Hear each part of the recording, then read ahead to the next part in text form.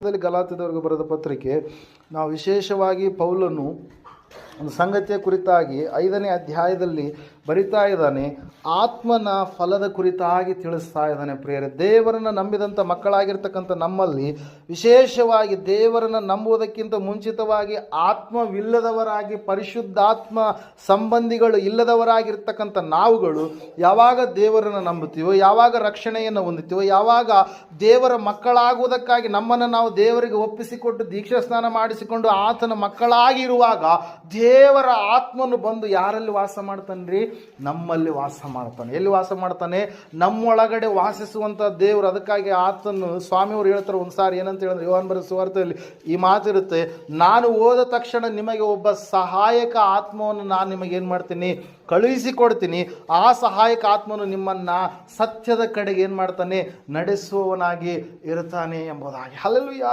ಪೌಲನು ಒಂದು ಮರ್ಮಗಳ ಗಣಿ ಎಂಬುದಾಗಿ ನಾವು ಆತನನ್ನು ಕರಿಬೋದು. ಅನೇಕ ಸತ್ಯ ಸಂಗತಿಗಳನ್ನು ಆತ್ಮನ ಮೂಲಕವಾಗಿ ಆತನು ಏನು ಮಾಡಿದಂತೆ ಬರೆಯದ. ಪ್ರಿಯರೇ, ಹಲ್ಲೆಲೂಯಾ. ದೇವರ ಆತ್ಮನನ್ನು ಹೊಂದಿಕೊಂಡವನಾಗಿ ದೇವರ ಮಕ್ಕಳಾದಂಥವರು ಯಾವ ರೀತಿಯಾಗಿ ದೇವರಿಗಾಗಿ ಜೀವಿಸಬೇಕು, ದೇವರಿಗೋಸ್ಕರವಾಗಿ ಕಾಯುವವರಾಗಿ ಇರಬೇಕು, ಯಾವ ಒಂದು ಮಾರ್ಗದಲ್ಲಿ ಸ್ಥಿರವಾಗಿ ನಿಲ್ಲುವವರಾಗಿ ಇರಬೇಕೆನ್ನುವಂಥ ಸಂಗತಿಗಳನ್ನು ಬರೆಯುವಂಥ ಸಮಯದಲ್ಲಿ ಆತನು ವಿಶೇಷವಾಗಿ ಆತ್ಮ ಉಳ್ಳಂಥ ನಮ್ಮಲ್ಲಿ ಕಾಣಿಸಿಕೊಳ್ಳಬೇಕಾದಂಥ ಫಲ ಏನಾಗಿದೆ, ಆ ಫಲದ ಕುರಿತಾಗಿ ಬರಿತಾ ಆತನ 22ನೇ ವಚನದಲ್ಲಿ ಹೇಳ್ತಾ ಇದ್ದಾನೆ.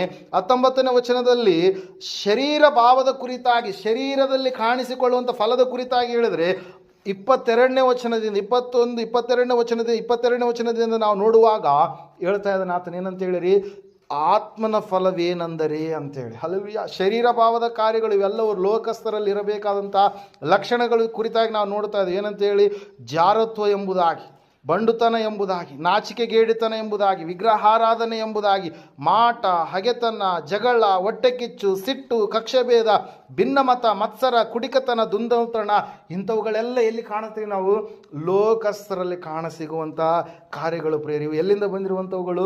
ಶರೀರದಿಂದ ಬಂದಿರುವಂಥವುಗಳು. ಯಾಕಂದರೆ ನಾವು ಶರೀರ ಸಂಬಂಧಿಗಳಲ್ಲ, ನಾವು ಕ್ರಿಸ್ತನನ್ನು ನಂಬಿದ ಕಾರಣಕ್ಕಾಗಿ ನಾವು ಆತ್ಮ ಸಂಬಂಧಿಗಳಾಗಿ ಜೀವಿಸುವುದಕ್ಕಾಗಿ ಕರೆಯಲ್ಪಟ್ಟಂಥವರಾಗಿದ್ದೇವೆ. ಹಲ್ಲೆಲೂಯಾ. ನಮ್ಮಲ್ಲಿ ವಾಸಿಸುವಂಥ ಆತ್ಮನು ನಮ್ಮನ್ನು ಕಟ್ಟ ಕಡೆಗೆ ಸತ್ಯದ ಒಂದು ಸ್ಥಿತಿಯ ಕಡೆಗೆ ಆತನು ನಿಲ್ಲಿಸ್ತಾನೆ. ಪ್ರೇರೆ, ಈ ಲೋಕವೆಲ್ಲ ಮಾಯ, ಶಾಶ್ವತವಾಗಿರುವಂಥ ಸತ್ಯ ಒಂದೇ, ಆತನೇ ದೇವರಾಗಿದ್ದಾನೆ. ಆ ದೇವರಲ್ಲಿಯೇ ನಾವು ಐಕ್ಯವಾಗುವುದಕ್ಕಾಗಿ ಕರೆಯಲ್ಪಟ್ಟಂಥವರಾಗಿದ್ದೇವೆ. ಪ್ರೇರೆ, ಅದಕ್ಕಾಗಿ ಇಲ್ಲಿ ನಾವು ನೋಡ್ತಾ ಇದ್ದೇವೆ, ಈ ರೀತಿಯಾಗಿ ಶರೀರ ಭಾವ ಕರ್ಮಗಳನ್ನು ಮಾಡುವಂಥವರು ಅವರು ಹೆಂಗಿರ್ತಾರಂತೆ?